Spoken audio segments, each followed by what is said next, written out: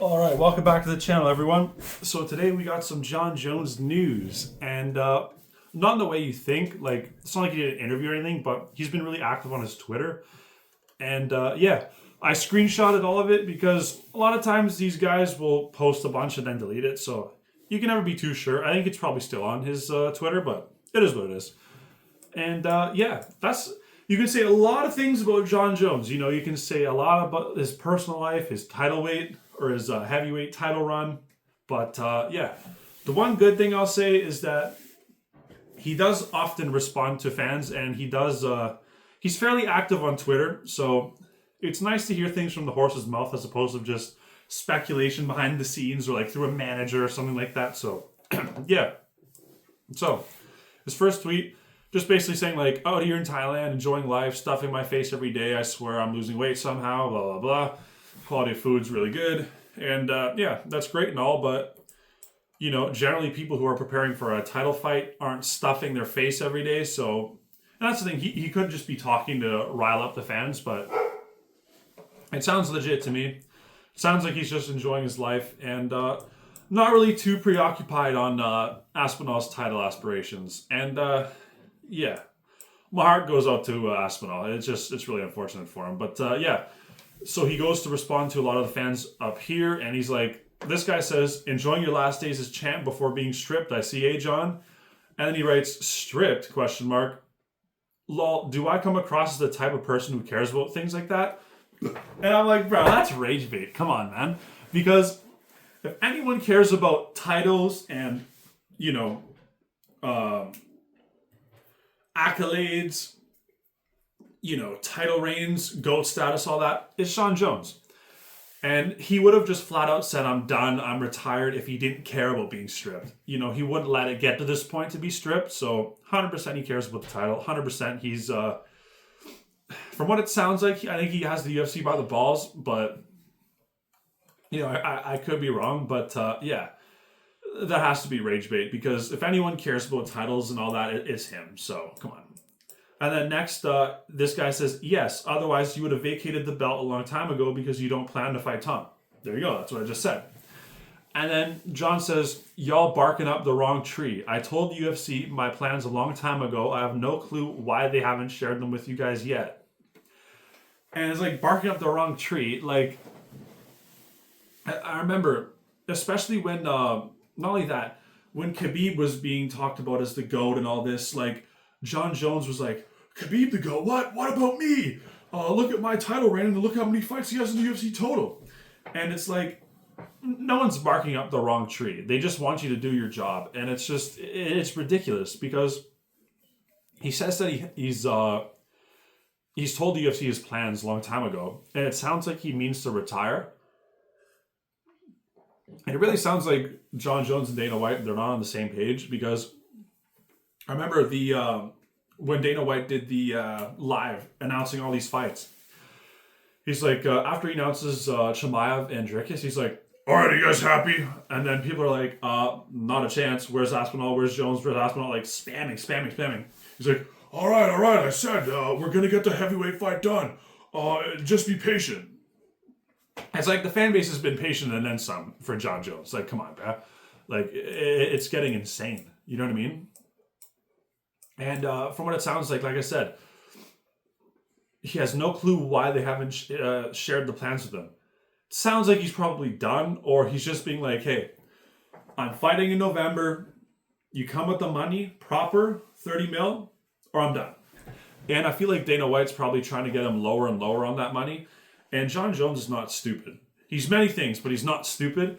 And he probably sees, like, the business, like, I'm not a business fucking professional, but it's like the profits and the margins and all that. And he's like, you know, hundreds of millions, if not billions of dollars. He's like, I can't get 30 mil? The GOAT? What? And it's like, you know, that's probably throwing a lot of tension in the negotiations. And yeah, it's frustrating for sure for the fans.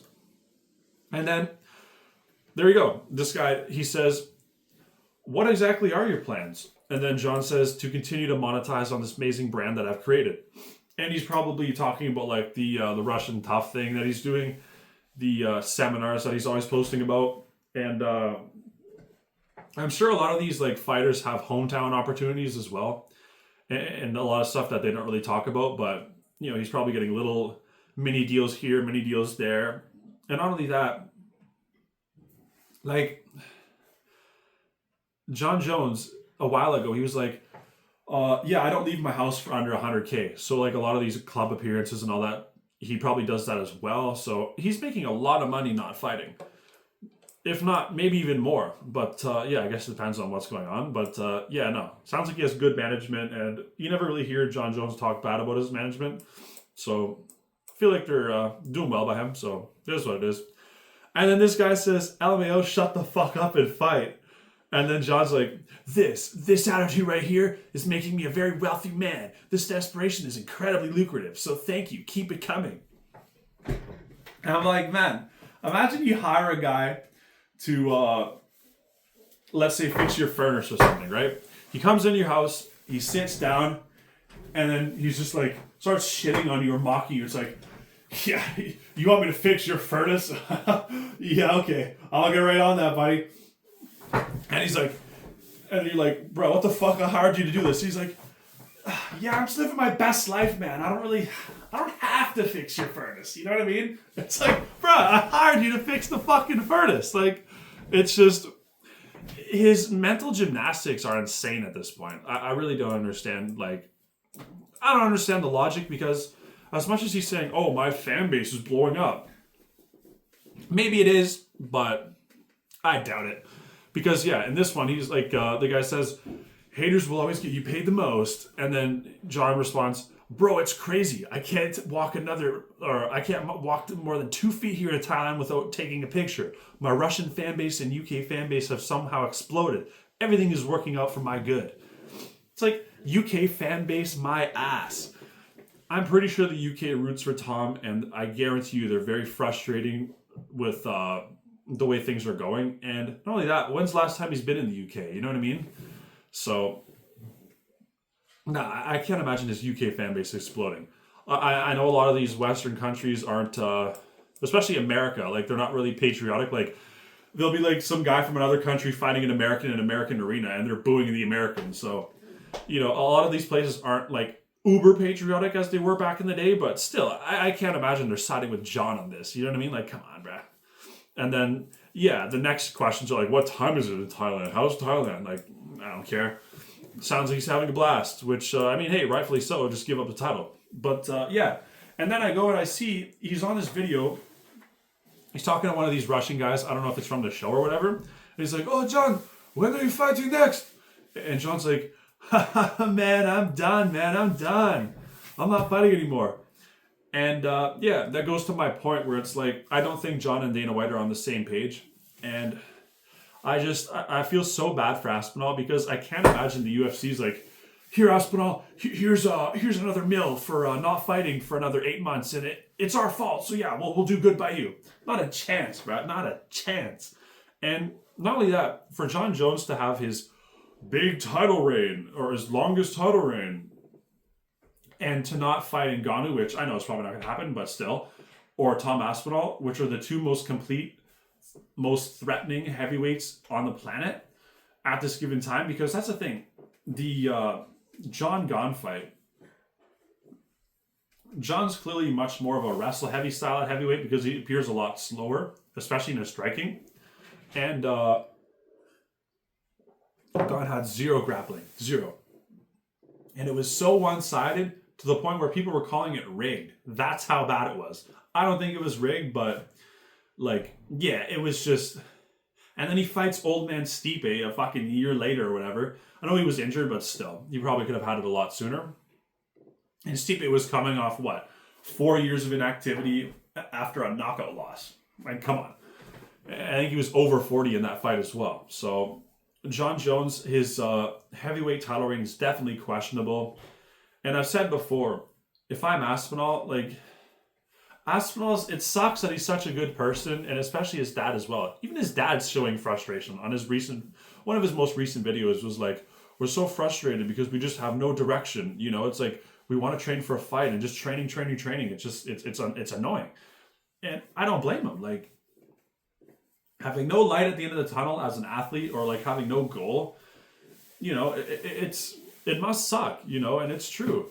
But yeah, I feel like if Aspinall was much more of a bad person, or not even a bad person, just more of like outgoing, I guess, maybe, or like I don't know what the word is, but it's like there's so much shit he could dig at John for, and he could really, really piss him off. Because literally, I was like, I want to fight you, John. And then John's like, Tom's such an asshole. It's like, it's so stupid because Aspinall could easily go really below the belt, and John would have fought him a year ago.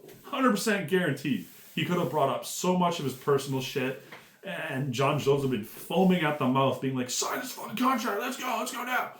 So, yeah. This nice guy shit is not going to get him anywhere. And it's starting to become like Chandler McGregor, because literally you look at his Twitter or his Instagram or anything, and it's like, I swear, it's been like 5 times in a row. He's right. It's like, oh yeah, this weekend we're going to meet with Hunter, or this weekend I'm going to meet with Dana White, and we're going to talk about on the dinner about the John Jones fight. And then, nothing happens. And then he's like, oh yeah, they told me they'll get it done.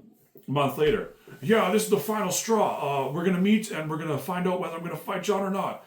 And then, another month later, same shit, rinse and repeat. And it's even Curtis Blades, and that's the thing, I know the heavyweight talent division isn't up there with any of the others, but still, they deserve an active, willing champion to take on all the comers, because that's the thing, the heavyweight division is really, really, really in a bad place right now. And if they can't find anyone to come take John's spot, if I was a heavyweight man, I'd be so pissed, because you have nothing to strive for. Because, okay, let's say you climb up to the top of the ranks. What are you going to fight? Tom for an interim? Like, no one wants that. You know what I mean? So I really hope the UFC gets their shit together, because they fucked up a lot of super fights, and I'd hate for this to be the same case. And yeah, especially since the UFC is doing a lot of business with Abu Dhabi and like Turkey Al-Sheikh, I find it very hard to believe that they can't fork up the $30 million and would have had this fight booked ages ago. It's especially for the GOAT, man. Come on. I know a lot of it's the people don't agree that he's the GOAT, but for the most part, people think he is, and especially the UFC. Like, talk to Dana White. But yeah. No, I just hope things get booked. But like I said, I doubt it. In my recent videos as well, I said, Tom Aspinall, honestly, fight out these last 2 or whatever you have in your contract and go to boxing, man. The UFC doesn't, especially with how they're treating him, it's not like they're treating him like shit. It's just, he wants to be active, and he's wasting away inactive while he has no injuries, no personal problems. He's ready, itching to go. And to me, I'm like, nah. Especially there's no names in the heavyweight division. Especially, he beats Gon. What else is there for him? You know what I mean? Like, he's going to have to wait like another year for someone to climb the rankings. So, to me, if I'm Tom Aspinall, I go to boxing, get these super fights. Like, go fight Usyk, go fight even Ngannou. You know what I mean? Boom. Get 2 lineal heavyweight champions. Well, Tom Aspinall's not the lineal heavyweight champion, but still.